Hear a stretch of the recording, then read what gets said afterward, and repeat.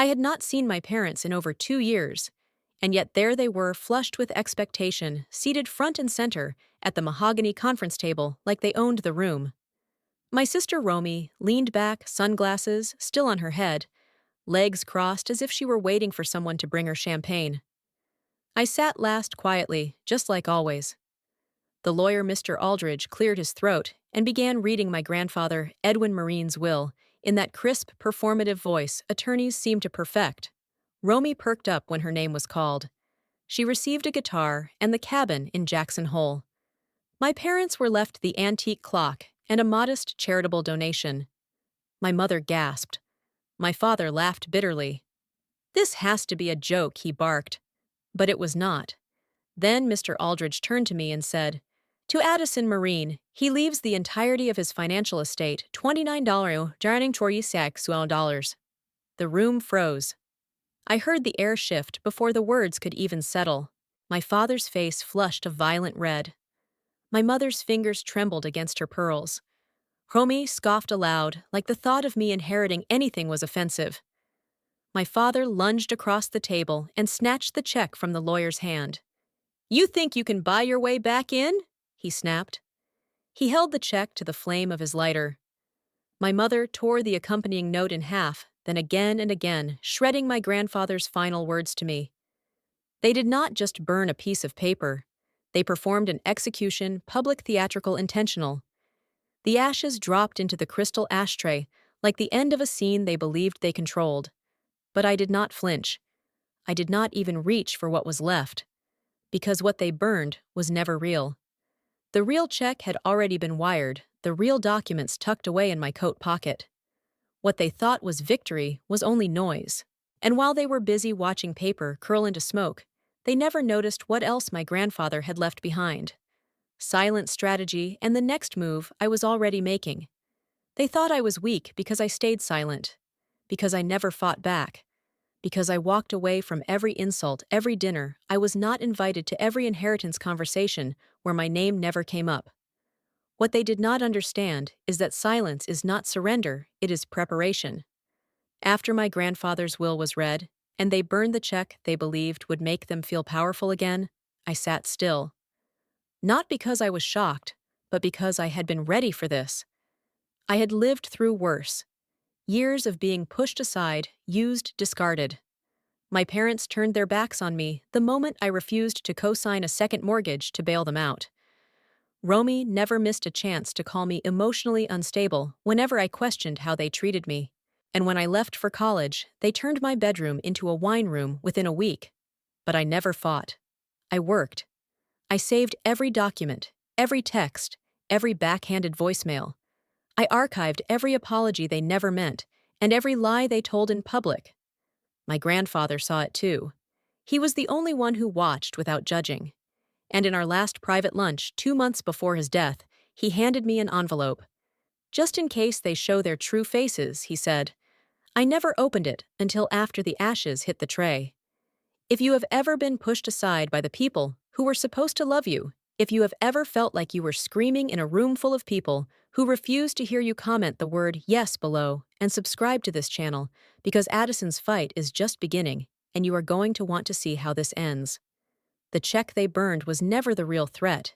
It was a decoy. What mattered was what came next. The legal proof, the recorded video, the deed hidden in a safety deposit box they could never access. They thought I would scream, cry, plead. They thought destroying what they could see would destroy me. But I had something they never expected, a plan. And silence sharp enough to cut. It started with a strange message at the bottom of a bank notification account not found. At first, I assumed it was a glitch. But when my credit card app returned an error, and my social security number flagged as inactive, the truth began to unravel in the coldest way possible. My family had not just disowned me, they had erased me. Officially, on paper, legally, I was listed as deceased. A pedestrian collision confirmed by dental records. My name, Addison Marin, was no longer tied to anything. No identity, no bank access, no voice. I stood there in the Charleston City Records office, clutching the printed death certificate with my name on it, watching the clerk's mouth move in slow motion, as she explained that someone with authority had pushed the paperwork through. Usually, it comes from a hospital or a legal representative, or family, she added. My lungs felt like they were filling with concrete. I had expected cruelty exclusion slander, but not annihilation. They had taken the fallout from the will and turned it into a full-blown burial. Not metaphorical, literal. But they underestimated the one thing I had always been better at than them: endurance. In my coat pocket was the key my grandfather had given me at that last lunch, wrapped in a cloth napkin, with a note that said, "You'll need this when they come for more than money." My mind flashed back to the envelope he handed me, the one I still had not opened. The one marked "Only open after they burn it." I remembered his words, the weight behind them, the way he said, "They'll destroy what they cannot control." They had faked my death to steal my name, my power, and my right to fight. But they had no idea what I had found, waiting for me at the private vault: a real deed in my name, legal proof of ownership, and a digital file with his voice speaking from the grave. Their betrayal had been calculated, but so had my grandfather's plan. What they buried was not me. It was their last chance at winning, and I was ready to dig the truth out from under every forged signature they dared to file. The vault smelled like cedar and cold metal, the kind of place that feels sacred without trying. The receptionist had already stepped out, leaving me alone with Box 8. I stared at the latch, that brass key heavy in my hand, the one my grandfather gave me on my 18th birthday, wrapped in a handkerchief. He had told me, "You'll need this when you're ready to claim yourself." At the time, I thought it was sentimental nonsense. Now it was survival. The box slid open with a soft metallic groan. Inside were 3 items, each more devastating than the last. First, a certified cashier's check for $29 million real, verified, and untouched by fire or lies. Second, a bundle of legal documents wrapped in a red ribbon: trust deeds, property transfers, shareholder certifications, all signed in his familiar looping script. And third, a flash drive in a velvet pouch. I did not need to open it to know what it was. I already felt him in the room.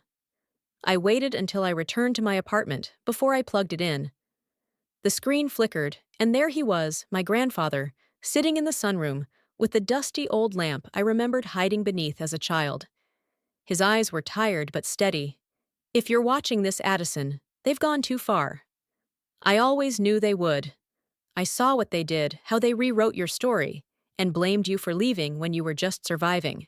He looked directly into the camera, no trace of hesitation. "You were never weak. You endured. That is why this is yours. Not because you asked for it, but because you earned it by never becoming like them." My throat tightened. It was not just a message, it was a lifeline. He had prepared for the worst, and the worst had arrived. What they thought they burned was a decoy. What they faked my death was a setup. But what they could never touch was here in my hands. Real, signed, protected, and legal.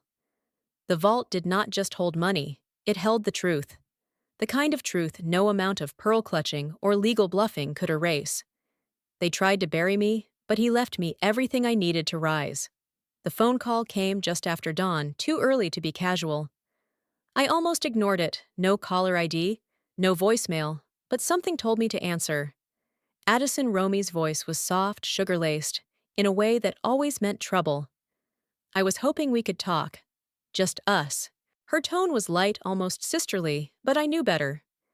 I agreed to meet not out of hope, but strategy. We met at Cornerstone Cafe, the same table we used to share during finals week back when she still called me Addie, and pretended we were best friends. She looked effortless: peach sweater, flawless makeup, that performance-ready smile she wore like armor. "Mom has not been eating," she said. "Dad is barely speaking. You really hurt them." I sipped my tea. She paused, then leaned in slightly. "That check. The one you let Dad burn. Was it real?" There it was. The real reason for her performance. She did not care about peace. She wanted confirmation, leverage, a second chance to destroy whatever they had missed the first time. "Just paper," I said, calm. Her face twitched. "What do you mean, it was a decoy? There is nothing left to burn." Her silence spoke volumes. But when she finally looked at me again, her expression was no longer sweet, it was sharpened. "You think you're going to win," she whispered. "You think a few documents will erase everything." I stood slowly. "No, but they will expose it." The next morning, taped to the outside of my apartment door, was a plain white envelope with no name, no return address, and no markings. Inside was a typed message. What they burned was not the real check. "Do not speak. Just move wisely. Look in box array at the security firm. You'll understand everything." My breath caught. Someone was watching. Someone new. And then, like a key clicking into place, I remembered the old storage facility tied to my grandfather's emergency holdings, the one listed under a separate trust. They had come for my name, my finances, my legacy. Now they were coming for whatever else he left behind. But they forgot something crucial: you cannot kill what is already ready for war. They came with fire, but I came with proof. And proof always burns slower. I had seen betrayal before: quiet digs at holidays, empty seats at graduation, the door that was locked when I came home early one winter break. But this was different. This was surgical, calculated, and now I had the evidence to prove it. Inside the dusty storage unit off Route 17, buried beneath boxes labeled emergency holdings, I found a fireproof briefcase with my name taped to the lid. Inside was everything I needed to burn their story to the ground. A notarized will revision, a land deed in my original name, and a set of letters unmailed but dated where my grandfather explained why he changed everything. But the most damning piece was the recorder. His voice, cracked and tired, played through the tiny speaker. "They want to erase you, Addison. They told me they would put me in a home if I didn't follow their version of the will. They said you were unstable, that you'd sell everything. I knew better." His voice broke. "You never asked for anything, and still you gave more than they ever could." The next day, I met Sylvia Orton, a probate attorney recommended through one of Grandpa's old law contacts. She reviewed every file without blinking her pen, tapping once, twice, 3 times as she formed a plan. "You have what they feared: documentation, recorded statements, original signatures. You are not just contesting the will, Addison, you are restoring your identity." That afternoon, we filed a probate challenge, a motion for emergency hearing, and submitted a request for investigation into forged death records and estate tampering. Within 72 hours, a judge agreed to hear the case. We did not tell the family. Let them stay smug in their delusion. Let them keep smiling on social media, pretending to be the rightful heirs to something they never earned. Because when the courtroom lights came on, they would not be ready. They thought fire was the end of the story. They thought smoke meant silence. But all fire really does is reveal what refuses to burn. I had not just survived their betrayal. I had documented it, sealed it, and now I was going to drag it into the light. Not with rage, not with revenge, just the truth. And the law behind it. The courtroom was colder than I expected, sterile, too quiet, the kind of place where the truth is not shouted, but weighed in silence. I sat beside Sylvia Orton as she laid out the files, with clinical precision: the revised will, the notarized statements, the video of my grandfather speaking clearly, with full intent, naming me as his sole heir. My parents sat across the room, stiff and pale, their lawyer young and visibly sweating. Romy refused to meet my eyes. When the judge played the video, my grandfather's face filling the monitor, his voice worn but resolute, the room seemed to hold its breath. "If they are in court, it means they did exactly what I feared," he said. "But Addison, you were never the problem. You were the legacy they tried to bury." Not a word was spoken as the footage ended. The silence that followed was louder than any accusation. When the ruling came, it was swift. The court recognized me as the rightful heir. My parents were sanctioned, their assets frozen, their lies exposed, and I walked out, not with vengeance, but with validation. My name was restored, my future finally mine to decide. But as I stepped into the light of day, a thought followed me like a shadow: they were not done. People like them never are. A second envelope, a woman watching from across the street, documents still to be unsealed. The game was not over. They had tried to erase me, but I came back sharper, stronger, and documented. If you have ever been written off, cut out, or told to stay silent while others rewrote your story, subscribe now and comment "I see you" below. Addison's story is far from finished, and the truth still has more ground to cover. You will want to see what comes next.